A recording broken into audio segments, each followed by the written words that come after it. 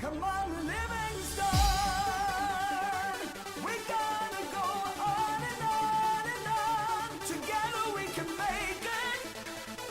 We gotta go on and on and on. Come on, Livingston. Knocks it through. Mullen bursting into the box. Josh Mullen. Together we can make it. Mullen's ball across, it's turned in! It's Pittman who's got it! Livingston leads! Can they get the ball back in? O'Brien. Lead! And Livingston have the lead! Man, can score. If we march together. The full-time whistle blows and David Hayes celebrates. And the Livingston fans join in exultation. Come on, Livingston. Livingston have the lead against Rangers, and they are certainly rising to a few occasions on their return to the top flight in Scotland. Come on, Livingston. We gotta go. This week on Talk Livi, I'm delighted to welcome on Challenge Cup winner Callum Fordyce. Dycey, how you doing? Not too bad, mate. Not too bad. Doing okay yourself? Aye, all good, all good. So you must be enjoying getting back playing in front of fans then in recent weeks. Aye, definitely. You know, as fans are a massive part of the game.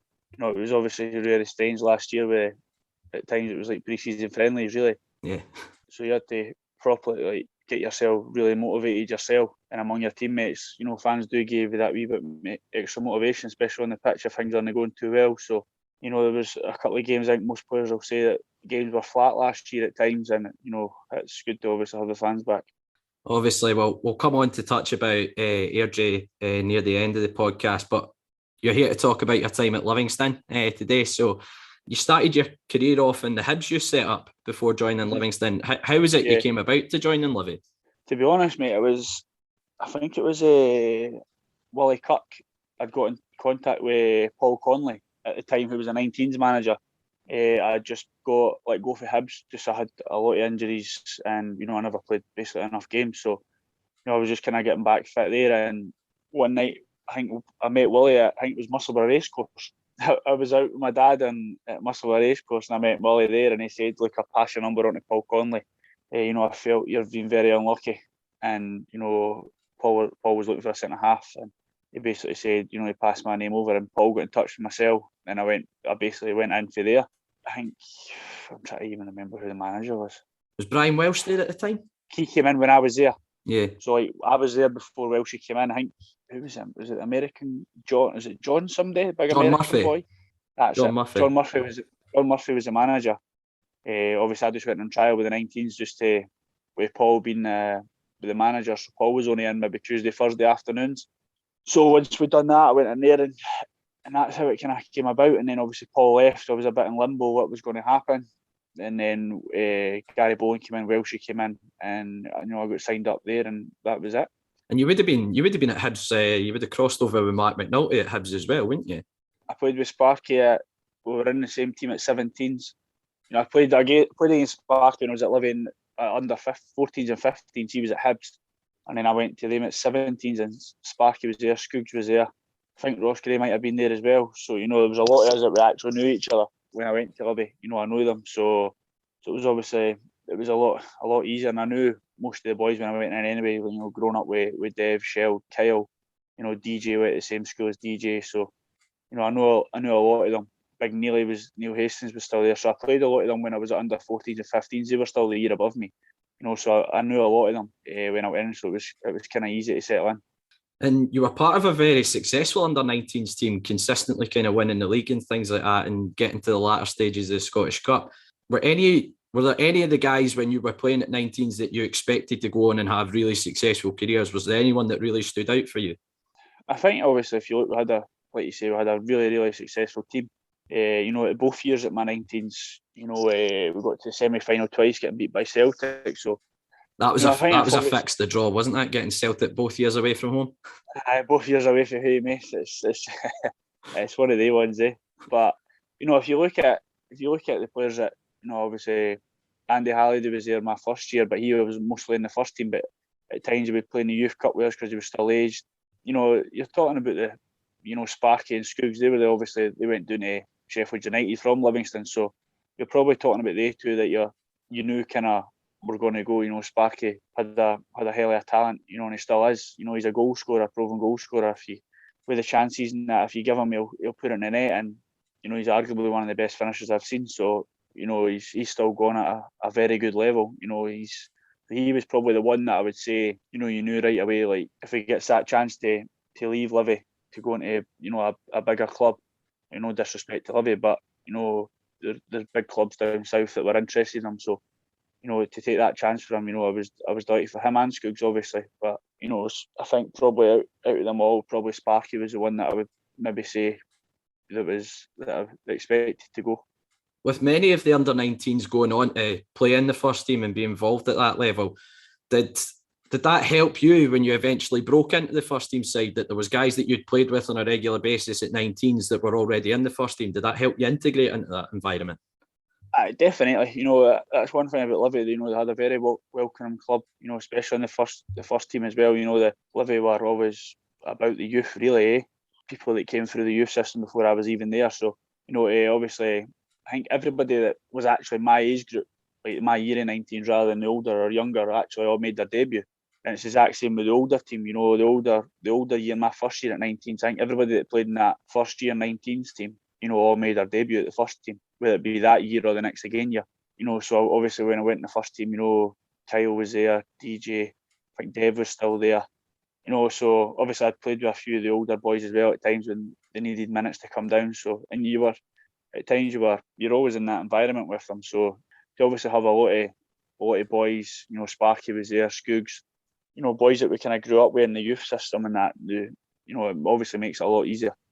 You would go on to make your first team debut back in April 2011, thoroughly enough away at your current club, Airdrie. You managed to grab yourself an early assist, if I remember correctly, as well.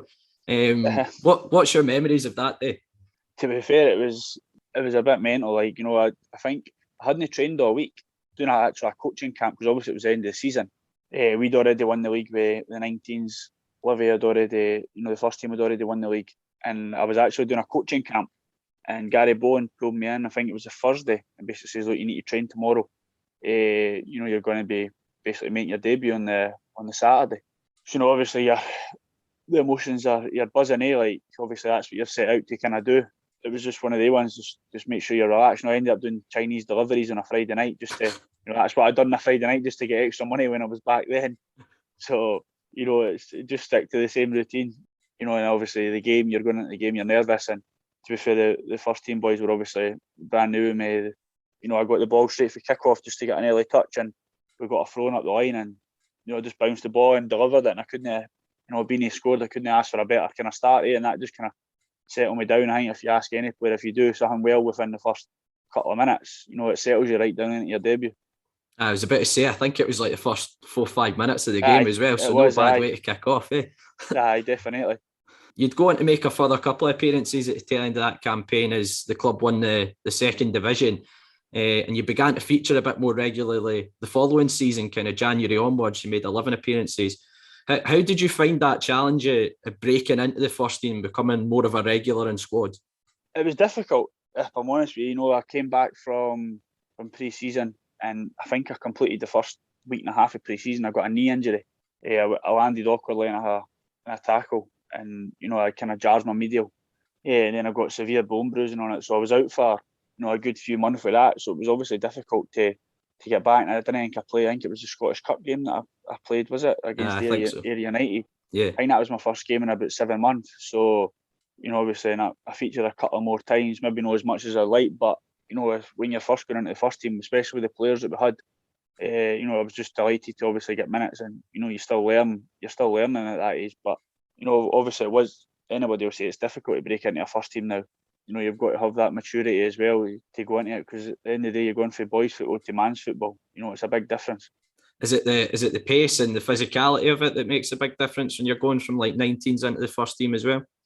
I think so. I think it's just that, obviously you're playing against proper grown men, that at times are built like brick shithouses, really, You know what I mean? Like some of them are, you know what I mean? So, I was just a young boy, and, everybody will say the same. it's just one of the things that you just need to adapt to it quickly. You know, you have to be more streetwise when you grow up. You know, at times it's not about passing the ball. You have to play second balls and stuff like that. So, you know, I say that to young boys still coming through now. It's adapt. Quickly can you adapt? Because as soon as you can adapt, you can do anything really. So obviously you have to adapt quickly. But when you're training with the boys every day, you pick up wee habits and stuff like that. You know, especially as a defender. And you kind of touched on it a wee bit there, that there was a really good blend of youth guys coming through at Livi, but there was also a good blend of experienced guys in the squad at the time as well. Which of the senior pros did you find really helped you out when you were making that step up into the first team? I think obviously Liam Fox was very good. You know, the captain at the time, he was really good with young boys. You know, obviously from a defender's point of view, you know, I had Mango, Paul Watson was there. You know, Mango was probably the one that he was kind of maybe the senior one, so he kind of asked him for advice if I needed to. You know, just watched him in training and stuff like that. You kind of, when you grow up, you look at kind of the senior centre half in the team that's going to play, that was playing every week, just to try and pick up wee habits and stuff like that. So, you know, but we had a good group that was good. Obviously, like Foxy was a really good skipper. You know, good with the young boys and that. Hard but fair, if you know what I mean. Like gives you that time, and you know, if you need any advice and that, which was obviously good. And during that period, there was a change of manager. Obviously, when you broke into the first team, Gary Boland was the manager that had a successful period, back-to-back promotions, and then John Hughes came in, both characters in their own right. How did you find working with, first of all, Gary and then Yogi? Because would it be fair to say their styles are a wee bit different?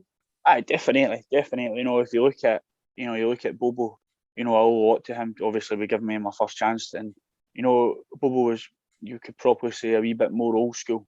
You know, it was 4-4-2. You know, you were fit, you knew your jobs. Whereas when Yogi came in, it was all like play for the back, and it kind of took, when Yogi came in, made me see the game in a different way. If I'm honest with you, just for like more tactically and stuff like that. You know, that's when I kind of started to kind of get a right feel for, you know, the coaching side of it, even at a young age, like just some of the stuff that he would do, talking about formations, like movements in the game and stuff that I'd probably never even really thought of until Yogi came in, you know. And a lot of the older boys would maybe say the same, like maybe for the first time they've maybe felt like we're getting properly, like everybody gets coached, but like educated on like different movements in the game, why you would be doing this, why you'd be doing that, and take that movement to be unselfish for another player to get space and stuff like that. So, you know, Yogi maybe never got the credit he deserved at Livi, because, you know, he definitely educated you know, players. As a fan, I found, like, when Yogi was there, I found it so frustrating because, you know, the passing out from the back, and we would occasionally make mistakes and stuff like that. And as a fan, you're just going, why are they doing that? But it's funny because every player I've spoken to that worked with Yogi always speaks so highly of him. And on the coaching, on the training patch, he's incredible. He's honestly, his training's incredible. Arguably one of probably the best training I've seen, you know, throughout my career. You know, his training was brilliant, you know, high tempo stuff and that, but stuff that had a purpose that you would do on a Saturday. You know, he was very demanding from it. You know, when you're doing it, you do it properly. You know, it's not just a muckabout. You know, you're passing the ball with a purpose. And it does, obviously, look, things happen on a Saturday that, you know, you give the ball away and stuff like that, but Yogi was one of the ones, if you liked your character, if you went and got the ball straight away. You know, you've seen some of the goals that we scored at Livi, some of them were brilliant. Look, things happen in football games that you can't control, everybody makes mistakes in that, but just the way his enthusiasm for the game is incredible, and his training and that, and his management and that was brilliant. In the following season, you grabbed your first goal for the club in what was quite a dramatic win away at Falkirk. What was that buzz like, getting your first professional goal? Obviously, you're centre-half, so maybe don't get quite as many. So what was that buzz like, getting your first goal for the club? It was good, to be honest. Like, obviously, I never even seen it hit the back of the net, if I'm honest with you. I think I made a front post run, and I've managed just to kind of flick it on. And I don't know if it's maybe got a wee deflection by the person that was marking me behind it. And obviously, it's went in the net, and, you know, I think that was to go 1-1, was it? I think it was maybe to go 1-1. Obviously, so it's, at the time, you didn't really click on, really. You're just only thinking of the game, and, you know, now when you're a bit older and you score a goal, you think, so that's great, like, scored the goal. But back then, it wasn't like, it's not really much different with the emotion in that, because you're young, all you want to do is just kind of play. Yeah. But once the game kind of finished and that, and you've scored, you're obviously like, just scored my first goal here. It's obviously a a great achievement. You know, a lot of players throughout their careers can go without scoring. Yeah. You know, so obviously to get that, I was obviously delighted. You remained a regular on the side for most of that campaign, but you did have a stint out on loan at Clyde for the last few games of the season. What was the thinking behind that move, and how did that move all materialise? I think it was Richie Burke was the manager. Obviously, I played a lot of games in the reserves with Richie. You know, he basically said to me, "I think you got the manager's job." And basically said, "Look, I can't get you in the team now." He says, "As much as I think you're doing well in that, the first team's doing well. They were playing. I think they were playing a 3-5-2. So obviously you had Jesus, Mango, and Paul Watson. You know, I'm just a young boy compared to all them. You know, they were playing really well at the moment. You know, I had no right to go chat my door to say, look, I should be playing. You know, I was still learning for the guys in training, so I was just learning my trade, really learning off them, which was obviously good for myself. And Richie basically said, look, Jim Duffy's been on the phone. He's wanting you on loan for, I think it was 6 games or something like that. So right away, I was like, look, I need to get playing games. I think I was 20 at the time. So I was like, I need to go and play. And, you know, that arguably that I feel that's kind of made me as a player, you know, these 6 games. So obviously I went into, I think it was the 3rd division at the time, was it? Is that what it was called? I think so, aye. So, you know, Clyde were at the bottom of the table. So at times it was backs against the walls, but I went there, you know, I learned a lot from Jim Duffy. You know, in these 6 games, it was incredible, especially being a centre-half. You know, I had a lot of responsibility in the team because we had a young back line. So obviously I had a meeting with Jim Duffy. I went training on the Thursday and then I've played on the Saturday against Annan.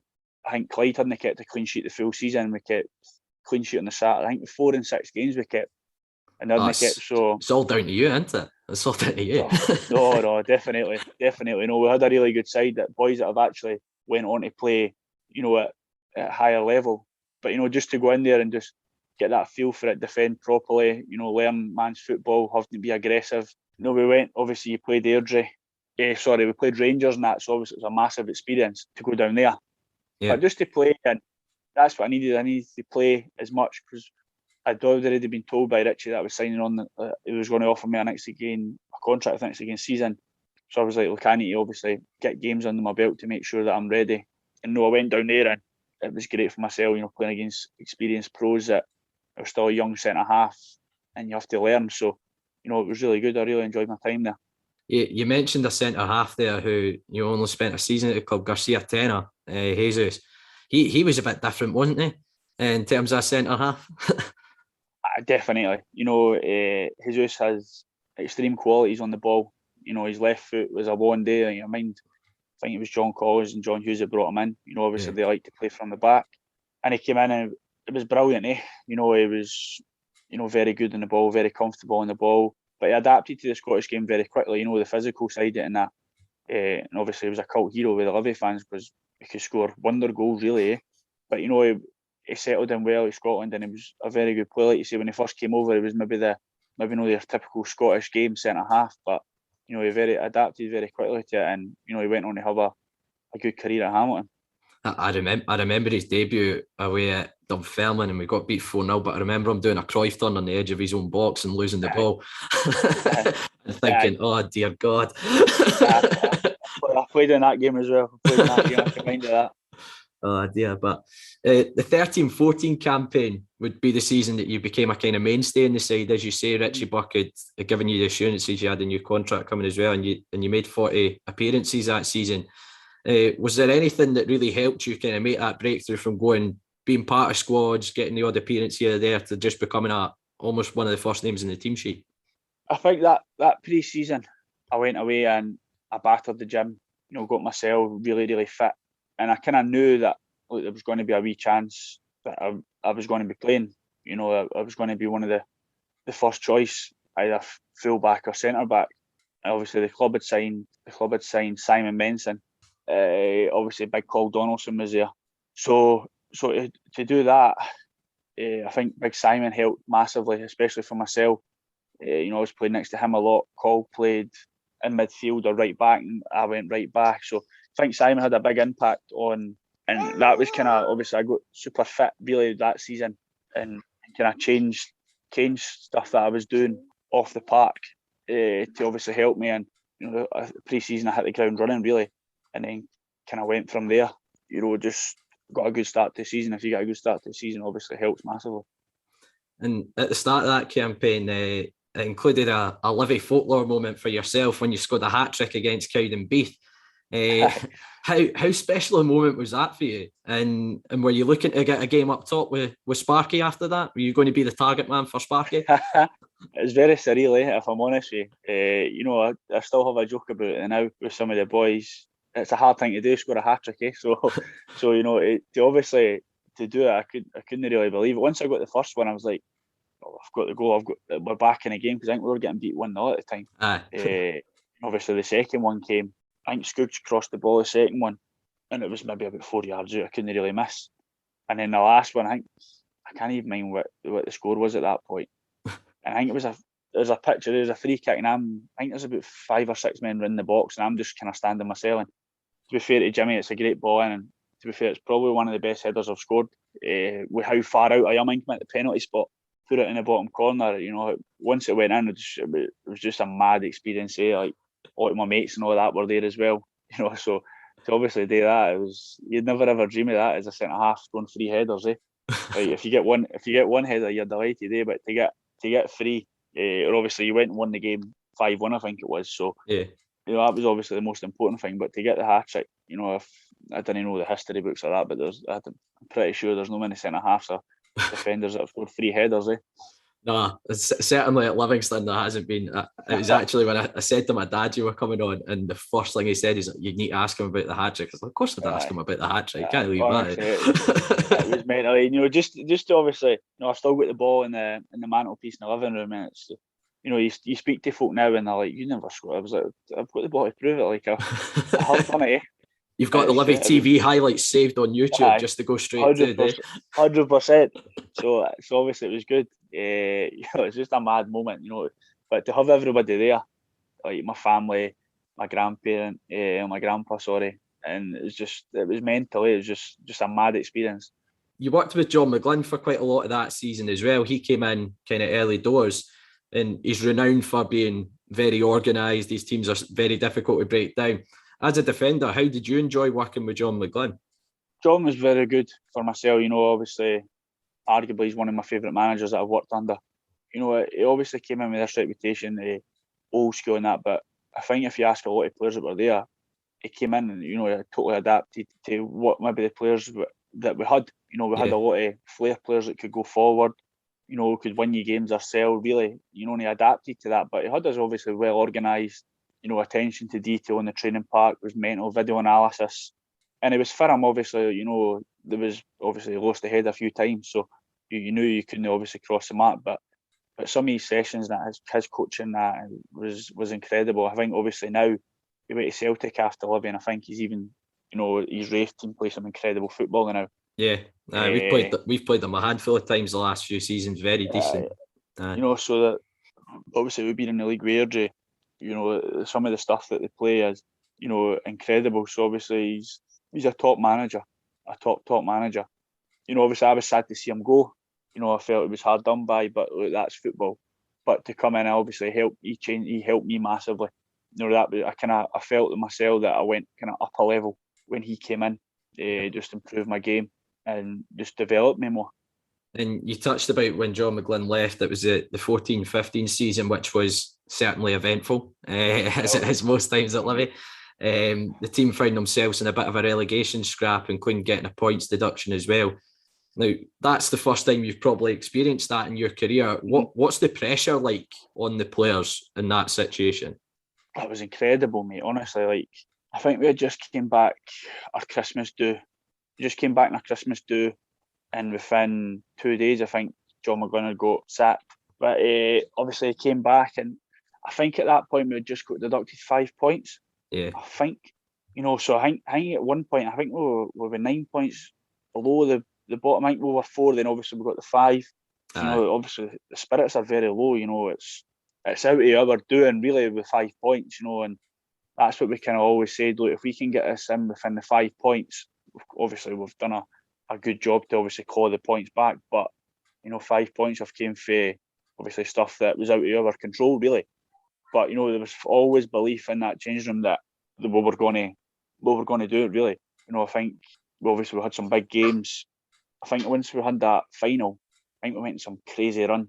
Aye. But the pressure leading up to it was incredible. Like, every game you're going in, like, if you lose, you're going checking the other scores right away, like making sure that everything's, kind of went your way. If it's no, then you're like, oh, here we go again. Like, we need to claw more points back. And at that point, we had Rangers in the league. I think Hearts were in the league. Hibs were in the Hibs league. and Hearts as well. Aye.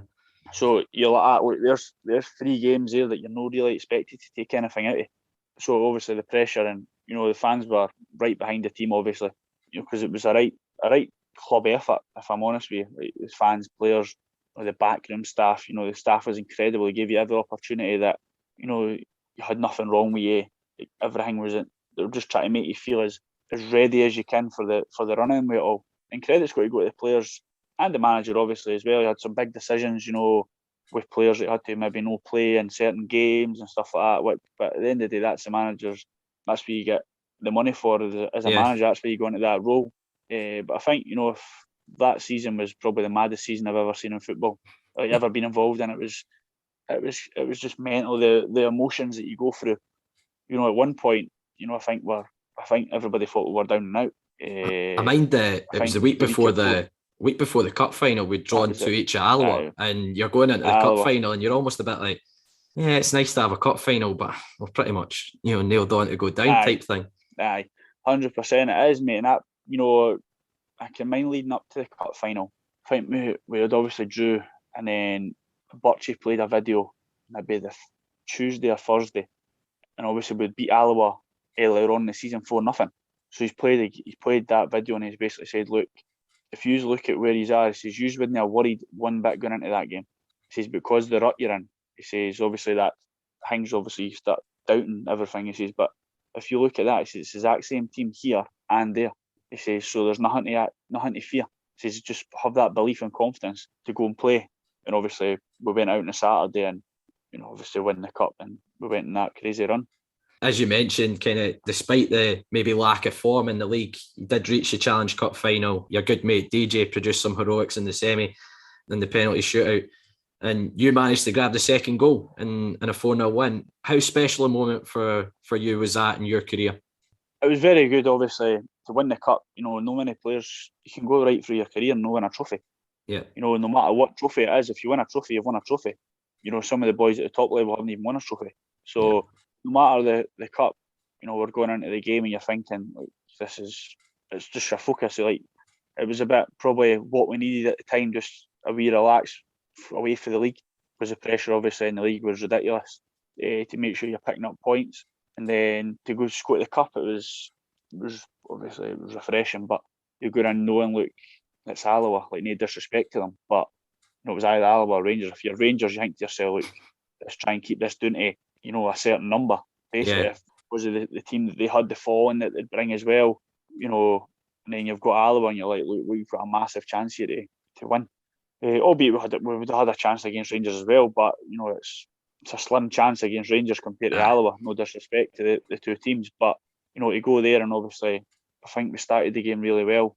If I remind right, I think they had a free kick. I actually gave the free kick away with a foul, and I've managed to. I think I've cleared the ball. I think I've headed it, cleared the free kick, and then obviously Miles, it's been hooked on, and Miles has done really well up top and squared it to pitch. So I think ran the full length of the park, and that's a typical Scott Pittman. Aye, 100%. Just a wee Duracell bunny. Doesn't stop. To get obviously that goal. Once you get that first goal in a final, it just relaxes you. No matter what team it is, what competition it is, the first goal in a final obviously makes a hell of a difference. So to get that, and then we obviously just grew into the game. Went in at half time 1-0, and it was just kind of more of the same. Team talk, more of the same what we've done. And then obviously I had to get the second goal. For myself, like I say, with your family there, everybody's there. I think I had a couple of bus loads for Livingston, from my village and that family and that go up. It was obviously just a great moment. I think actually a couple of my mates ended up falling on the park. We were celebrating on the barriers and stuff like that. So I think a few of them maybe had money on me to score that day just because it was a final. So I made them a few quid. So obviously to get that, and then the rest. I think people remember that obviously it was 4-0, but at 2-0, I think DJ pulled off a wonder save. Yeah. I think we'd just scored. I'd just scored, and I think they got a corner right for kick-off. And I think DJ's pulled off an absolute wonder save, full stretch, tipped onto the post. I remember them hitting the woodwork, guy. So it could have been a different game, but like it's a wonder save. I think a lot of people don't remember that. They just remember it's 4-0, but at 2-0, DJ's pulled off a wonder save, and that's all kind of really they had during the game. But if that goes in, it's 2-1. It's a different kind of. It gives them a wee lifeline back in the game. But once Big Joe scored the third, it was kind of just a case of like we're going to win, just didn't do anything stupid here. And obviously to get the fourth was, you knew right away it was game over. Did you get the opportunity to really celebrate winning the cup? Because I think we played on the Wednesday night against Falkirk and we beat Falkirk 2-1 and then we went on to play Cowdenbeath as well. But did you really get the opportunity to kind of enjoy winning that? Nah, nothing, mate. Nothing. Honestly, like Clutchy basically said, I think that was a Sunday we finished. He says, look, you can go back to the stadium. He says, you're allowed 2 or 3 beers max. He says, I want nobody bluttered, basically. He says, we've got a massive game on Wednesday. So we went obviously there. Jason Talbot at the time was obviously the skipper. He was back at Mines with the cup. So, I had family around and that. So we had obviously a couple more beers there. But like nothing crazy, because you knew right away, look, we're in training Monday morning. So we're in Monday morning, and to be honest, we went in Monday morning, all we done was went for a rolling sausage and went a walk. You know what I mean? That's literally all we done, mate. Honestly, you couldn't believe it. What did you do after the cup final? We went in training and went a walk and got a rolling sausage. Oh, brilliant. You know what I mean? So obviously we had that. From Burchie said that, says, look, like, I'm not meaning to be a dick or that, but I need yous in, I need yous fresh. We've got a good, massive run of games coming, and we firmly believe that we can do this, because I think at that point we were maybe 6 points off or something like that. So, we went there, trained the Tuesday, and obviously played the Wednesday and beat Falkirk 2-1, who Falkirk at the time were a top, like they were a good side, Yeah. Falkirk were always a good side, always had. I think at my time at Livi, I think I only beat them maybe once. That I think we beat them 5-2, and at Falkirk that was the only time I'd ever beat them. They always kind of seemed that it was Livi's bogey team. You just couldn't get a result against them, and obviously to get that, it was obviously a big result. I think I actually gave the penalty away for Falkirk's goal as well. So I had a bit of a roller coaster. I can mind that game. I think it was the first half, and I got an absolute roasting at half time for Burchie for giving the penalty away. I think I ended up trying to sprint the full length of the park back to defend, and I think I just clipped the boy's heels. I think he's just seen me coming, and he's just seen me coming and just stopped dead, and I've just ran into the back of him. It's a penalty, And then obviously the second half, I think it was like a man possessed. I was just running about everywhere just because I was like, look, I think we were up 1-0 cruising, and then obviously 1-1. I'm thinking to myself, like, fuck, I didn't want, we get beat here, then that's us. And I'm like, I didn't really want to go down because of me. You know what I mean? It was one of the ones. So, I was like a man possessed the second half, and to obviously, I can't even mind who scored. I think it was Danny Mullen got both of them. So obviously we Danny, popped up with the winning goal, which obviously was massive for the club. And once we won that, you're like, right, that's a big result, because obviously I think Falkirk were in, I don't know if it was playoffs at that point, but I think it was. They were obviously in the top four. So obviously to get that, then you're thinking, right, next game, Cowdenbeath. Everything was just like, you'll finish the game, next game, what's the next game? And then obviously the Cowdenbeath games, that was one of the maddest games I've ever seen. That game we went 1 down, and I think that put us 8 points adrift, like at that point, if you looked at the table live. Aye. And then Jordan White's obviously went and scored, equalised, and then scored the one later on. I ripped a hole in my jeans celebrating the goal. Honestly, mate, it was one of the maddest games I've ever been involved in, especially the last 10 minutes. I think obviously we were down 1-0. Everything was very flatty, like very flat. The fans were obviously flat.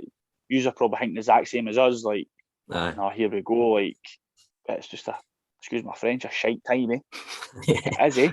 Like, it is, eh? It's terrible. Like, folk didn't realise that, but like, every player and fan have the exact same emotions.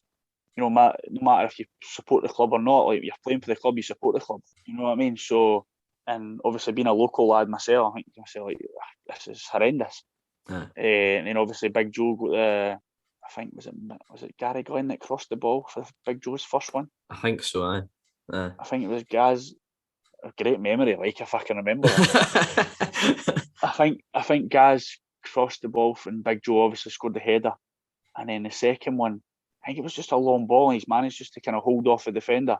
And it's an incredible finish for the way his body is to put it in a corner. And, I think I'm one of the closest ones to Joe, and just the sheer emotion for everybody to obviously go in 2-1, and we went to change them afterwards, and the place has gone wild. But it's a lifeline. We're still at the bottom, but we've gave ourselves a lifeline now. It's 2 points.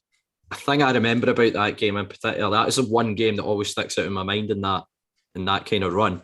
And I just remember the fans afterwards, and you could sense that we were going to do something. You could sense that we were going to pull something brilliant off. 100%. I think the players knew then, as soon as we beat Cowden, we're like, that's what a chance we've got here. That was the game that you had to win, especially the teams round about us. Obviously, we didn't have Alloa to play again. Cowden at the time they're a decent side, they're good players. So obviously to get that, it was a real morale booster as well in the changing room. Knowing, and I didn't even know who we played next after that. I don't know if it was Hibs on the Wednesday. I think it might have been Rangers. I think it might have been Rangers. That was it. Sorry, the draw with Rangers where Hippolyte scored the free kick. It was a draw with the Rangers. Sorry, we played Rangers, drew with them. I think we went 1-0 up. Was it 1-0 up? Aye, 1-0 up. Aye, 1-0 up. We went at 1-0 up against Rangers, and obviously the atmosphere's electric. When Rangers kind of come to town, it's they obviously bring a big fall, and when Miles scored, it was a world day free kick as well. Then I think they equalised with Zaliushis. I think it was him. You've got some memory, by the way, Dycey. Honestly, mate, I'm not too bad, eh? I'm not too bad, eh? See, I remember all this. I'm hoping that it stays me forever. But you remember games, mate. Especially that's one thing about me. I just remember a lot of the games, eh? Yeah. Like throughout my career, you can remember stuff that my old man's the same. Just talks about that. So I just try to remember as much as I can, because at the end of the day, it's a short career, eh? So you just try and remember as much as you can and feed back in. Maybe no goals and stuff like that, but like games, instances and games and that always stick in your head. So obviously to draw with them, I'm trying to think who we played. Was it?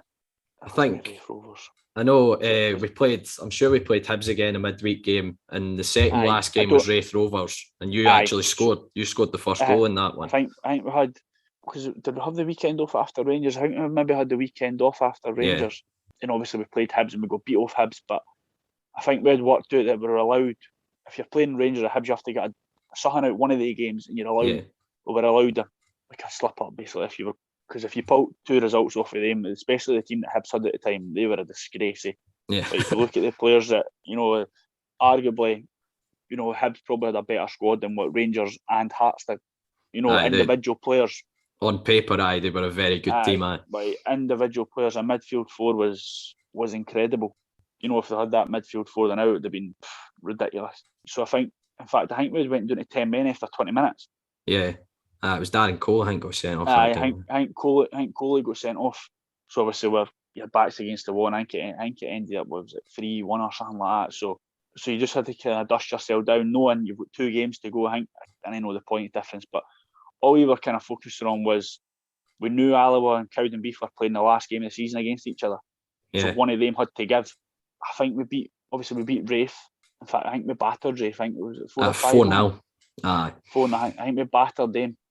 Your old mate Mango rounded it off with a fantastic diving header, scoring his own net as well from memory. I can mind of that. I can.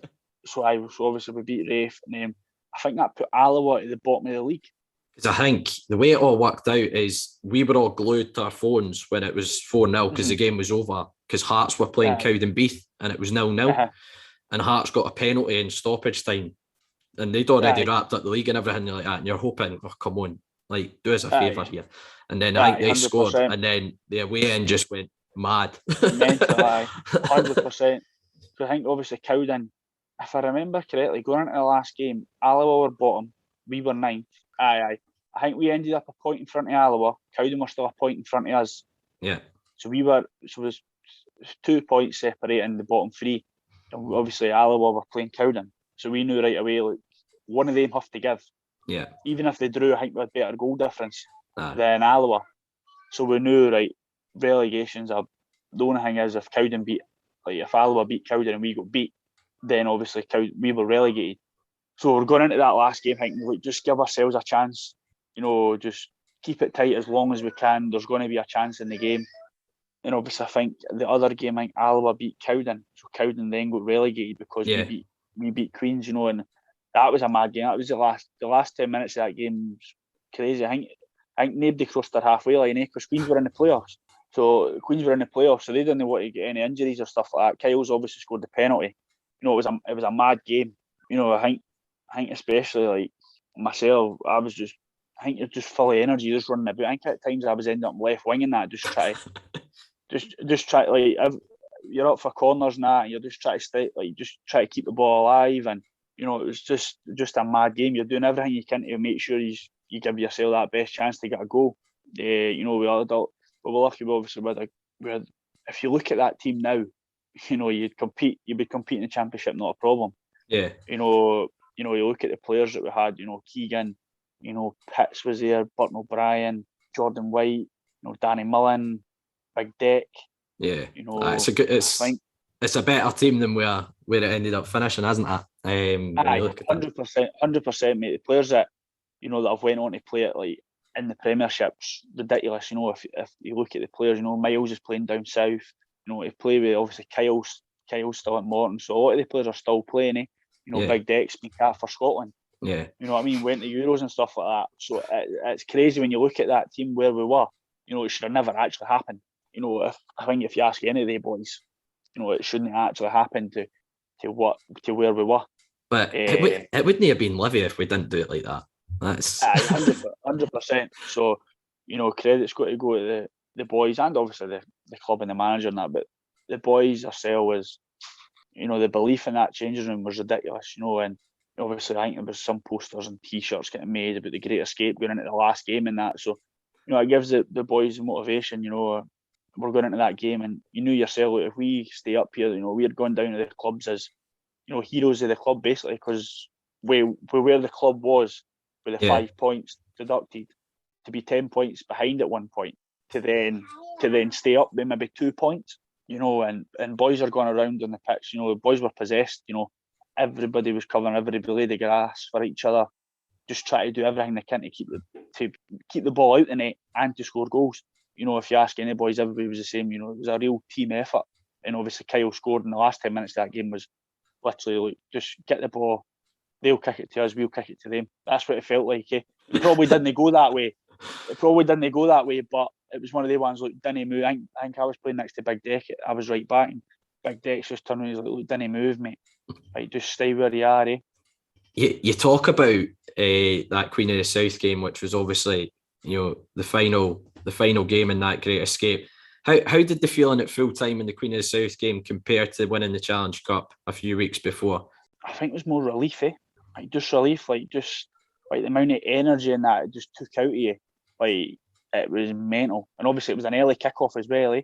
So I think it was maybe a 1 o'clock kickoff. So obviously you're hype. The stadium was packed, like, for what we could get. It was mobbed. I think it was a good couple of thousand there. So you knew how important the game was, and obviously to get that, it was just the sheer emotion was ridiculous. It's mental, eh? It was just mental.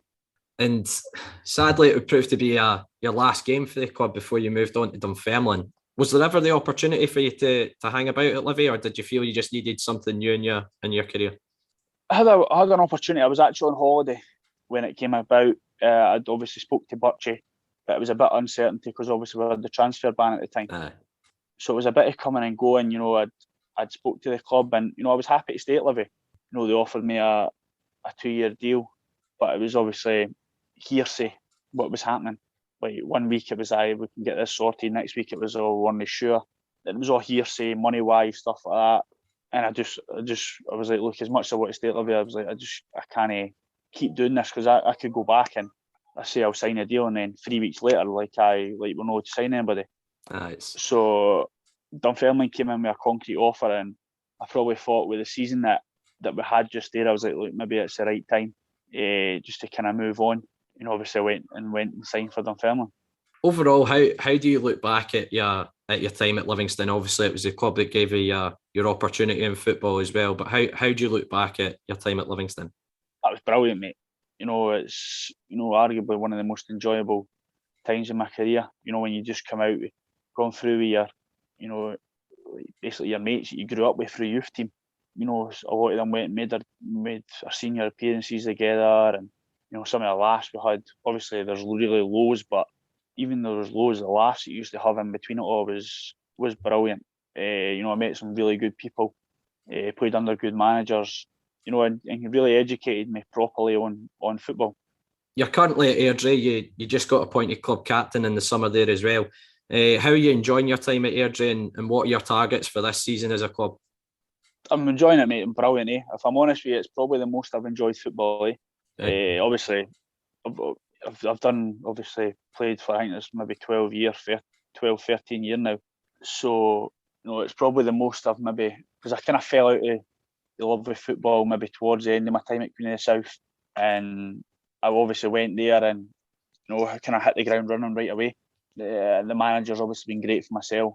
He has really helped me massively on and off the park, just the way I see a game, stuff like that. And I think obviously I'm getting a bit older now, so my experience is obviously, you notice things in games yourself that, you can react to quick, like, it's kind of going to happen, reading the game and stuff like that. And obviously it's been a great group of boys. So I think when you're in that environment, you're winning every week. Most weeks we were winning. So you get that buzz off it all the time. And, it's the most I've enjoyed football, the most maybe I've felt maybe at home at a club since Livi. It feels obviously like a second home now, like it obviously it did with Livi, but as I'm getting older, you realise stuff that goes into the work that goes into football clubs. When you're younger, you didn't realise that as much, but when you're getting that wee bit older, the work that goes into the club, the passion that some of the volunteers have, like just in the club, boys will just come in and put the graft in, clean the stadiums and stuff like that. It's a real family, a community club. So obviously it gives you joy when you go into the pitch to obviously play for them. And I know you're now one of Callum Carson from the Courier's heroes, being an Airdrie fan, so that's obviously a silver lining as well. But but Dycey, thank you so much for taking the time to chat with me today. It goes without saying, I'm sure all Livi fans wish you the best and hope to see you back at Livi at some point as well in the future. No worries, mate. Perfect. Thank you very much. Top man, mate.